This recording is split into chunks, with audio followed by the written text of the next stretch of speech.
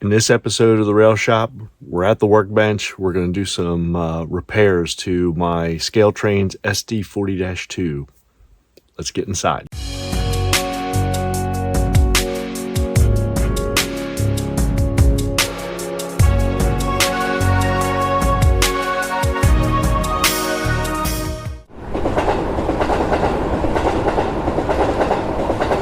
Howdy train fans, welcome back to the Chattanooga Southern Railroad. Here we are at the Rail Shop, aka my workbench, and we're going to be doing some repairs to my Scale Trains SD40-2.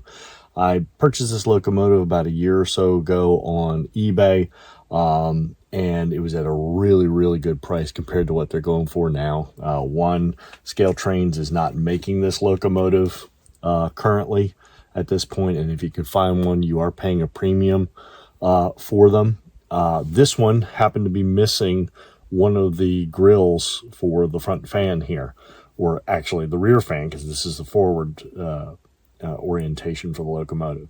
So after some hesitation, I finally reached out to Scale Trains and asked them, hey, do you have these things, and what do they cost, and can I get one? And I have to give kudos to Scale Trains.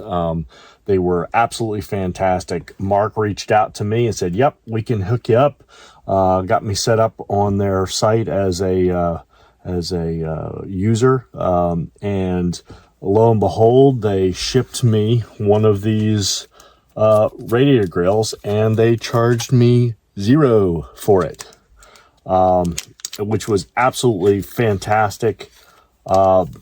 And then, of course, I got it and then opened it up, and I don't know how well you can see that, but that thing is extremely thin. And I thought it was just going to pop right into the grill housing, or the fan shroud housing here, but it doesn't. So I reached back out to Scale Train and said, okay, what's the secret to installing one of these? And they were fantastic. Marlen wrote back to me, and he basically gave me an entire list of instructions, including what items I was going to need to do this. I now have all of those things here, and I thought what I would do is kind of walk through the installation of this, because in case you guys have one of these Scale Trains, you will know how to do that, because I couldn't find a thing on YouTube on how to install it. So let's get going. So basically what Marlen told me was that you're going to need a product called canopy glue, and he gave me a link to it. It's produced by Zap. I'll put it up here so you can really see it. This is quite a big bottle, so I suspect it's going to last a very long time. I've never used this product before, but he claims it's the right one to use. He also said that you're going to want some kind of clean surface to put a dab or two on, because you're not going to use a whole lot of it. And then he's recommended using some kind of sharp point, like a head of a pin. I'm using this T-pin from my collection of T-pins, and I'll use that to apply it. And what he said basically is that you're going to want to put a drop of this onto a car card or something like this. Use this pin to apply a bit of the glue, the canopy glue, to the surface of this ring.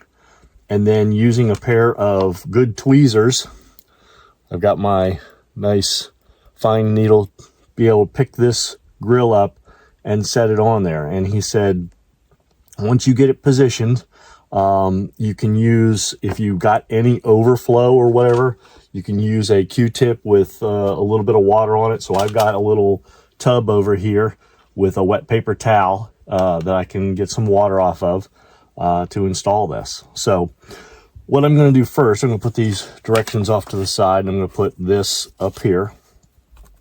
I am going to take, here's one of my tips and tricks, and I hijacked this from my wife's collection. I'm fully admitting to this.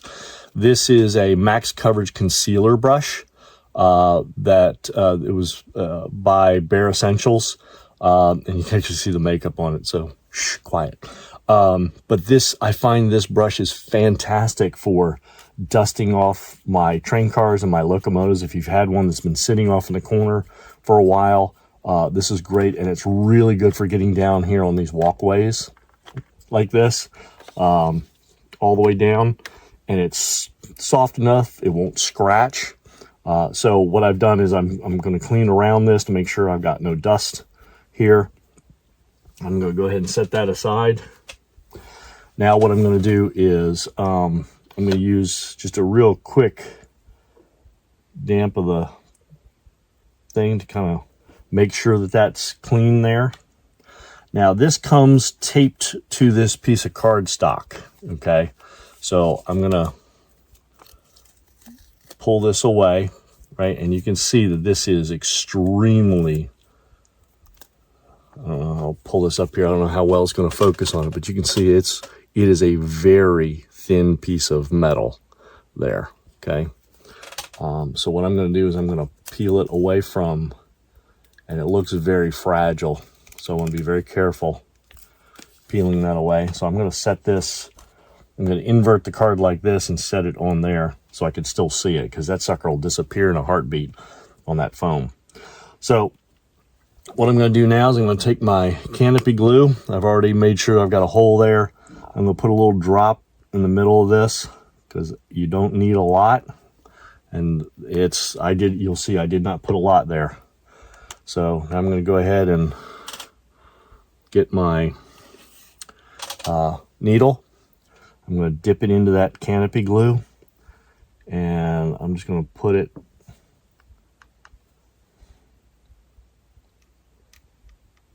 some spots around it, around that hood, top of that fan housing. And it seems to be doing a really good job of placing the glue. I want to get a good amount. I don't want, to have a edge that lifts up or something like that. So I think I've got everything. Put one more drop over here like that. Okay, here we go. So I'm going to come over here and I'm going to use my finger, pick this up for a second. I'm going to get a pair of tweezers. Hopefully I can get a grip on this somehow. No, that's not easy. All right, so we're going to use the fat finger method. See if I can drop it on there really quick. Oh, dang, did I get that lucky that quick? All right, now I've got it kind of...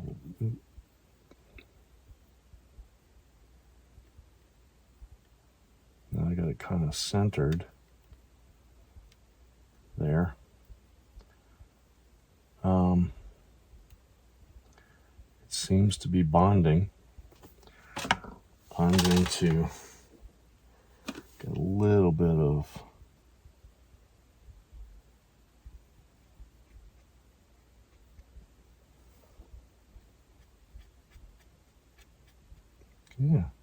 that seems to be working quite well. And it looks like it's going to take. Didn't need the tweezers after all. They did, even that fine point right there would not go down inside that grill. So let's take a closer look of the repair. So I'm going to pick this puppy up ever so gently and bring it up to you into the light so you can see it. This is the one that I just replaced on the top of this fan shroud here. And it looks pretty good. That glue dried clear. I see a little fuzzy thing there, but I can get that at a later date. But it looks pretty good in my book. So I'm excited to get this sucker out and rolling on the layout. So I'm going to set it back down in the cradle here just to keep it protected, because I do have kittyzillas running around.